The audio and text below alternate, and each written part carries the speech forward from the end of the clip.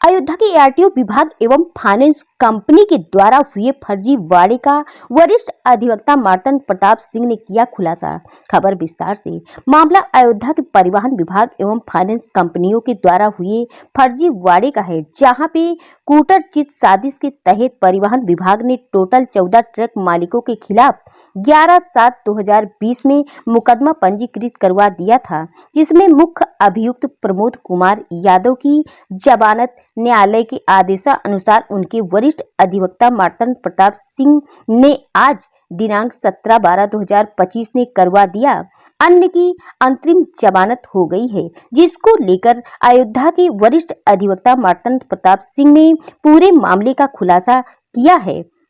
Bite वरिष्ठ अधिवक्ता मार्तंड प्रताप सिंह की है आरटीओ ऑफिस अयोध्या से जुड़ा हुआ। इसमें नटशल में मामला ये है, एफआईआर एक पंजीकृत हुई थी संबंधित थाना कोतवाली नगर में इस आशय की पूर्व में कि ये ट्रक मालिक, उसमें कई नामजद 14-15 लोग उस एफआईआर में हुए। उसमें कई ट्रक मालिक और उसके गारंटर और संबंधित फाइनेंस कंपनियों के manager finance company Shriram finance और चोलामंडलम फाइनेंस के बैंक मैनेजर लोग। अपराध इस मामले से संदर्भित है कि जो मुलजिम ट्रक मालिक लोग हैं, इन लोगों ने इस फाइनेंस कंपनियों से ट्रक फाइनेंस कराया श्रीराम और चोलामंडलम वगैरह से, और फिर उसके बाद बिना पैसा अदा किए फाइनेंस कंपनी का इन्होंने फर्जी और कूट रचित नोड्यूस प्रमाण पत्र उन फाइनेंस कंपनियों का आरटीओ ऑफिस अयोध्या में लगाया और उस आरसी पे चढ़ा हुआ, उस नंबर पे चढ़ा हुआ फर्जी तरीके से फ्रॉड करके वो फाइनेंस कटवा दिया, जिसको हाइपोथिकेशन कहते हैं आरटीओ की भाषा में। वो हाइपो कट गया और फिर जब वो ट्रकें फ्री हो गई फर्जी तरीके से, तो इन लोगों ने उन ट्रकों को सेल आउट करके करोड़ों रुपए की अवैध कमाई की। इसमें वो सारे ट्रक मालिक शामिल थे इस साजिश में, उसके ये फाइनेंस कंपनी के मैनेजर लोग शामिल थे और गारंटर शामिल थे और जिन लोगों ने खरीदा वो लोग शामिल थे। इस आशय के 14-15 लोगों की नामजद एफआईआर कोतवाली नगर में पूर्व में पंजीकृत हुई, जिसकी जांच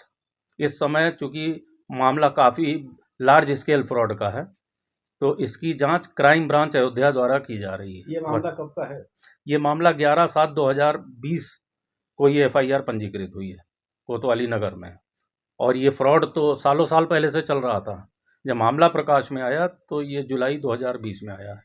तब से निरंतर इसमें जांच चल रही है और अभी भी जांच पूरी नहीं हुई है। इसके मुख्य अभियुक्त जो कि ट्रक मालिक हैं, प्रमोद कुमार यादव, थाना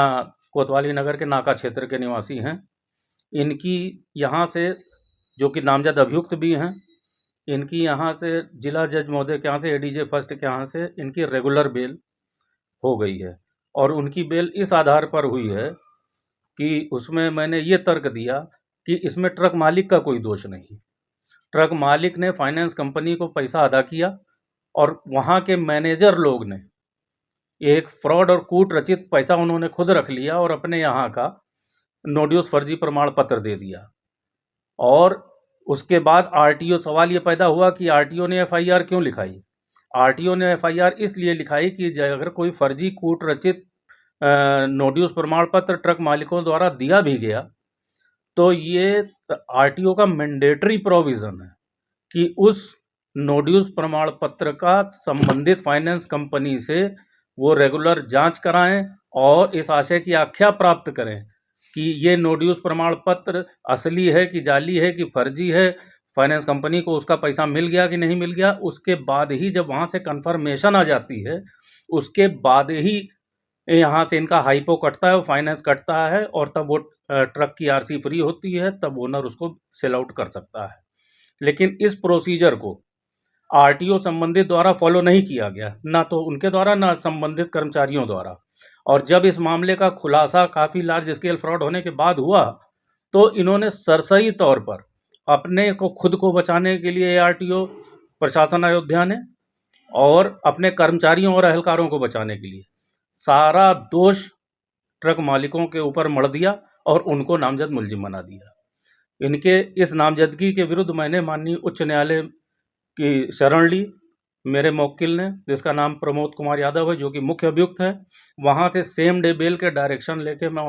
ऑनरेबल हाई कोर्ट का मैं हाजिर हुआ और बिना जेल गए मेरे इस तर्क को मान के और प्रथम से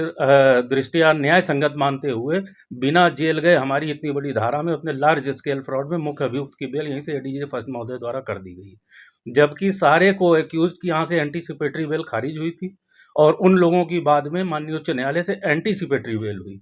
लेकिन रेगुलर बेल मात्र और मात्र इस गैंग लीडर की और यहीं से हो गई, वो भी बिना जेल गए, जिससे आरटीओ की कहानी को गहरा झटका लगा है और अब प्रबल संभावनाएं बन गई हैं आरटीओ के कर्मचारियों और स्वयं आरटीओ के मुलजिम बनने की इस प्रकरण में। आरटीओ विभाग द्वारा कितने लोगों के खिलाफ एफआईआर दर्ज कराई थी? आरटीओ ने कुल 14 लोगों के खिलाफ नामजद एफआईआर दर्ज कराई थी, जिसमें सारे ट्रक मालिक थे संबंधित ट्रकों के जिनको इस तरह से सेल आउट किया गया था, उसके गारंटर थे और चोला मंडलम फाइनेंस कंपनी और श्रीराम फाइनेंस कंपनी के संबंधित बैंक मैनेजर तत्समय के इन लोगों के खिलाफ नामजद एफआईआर।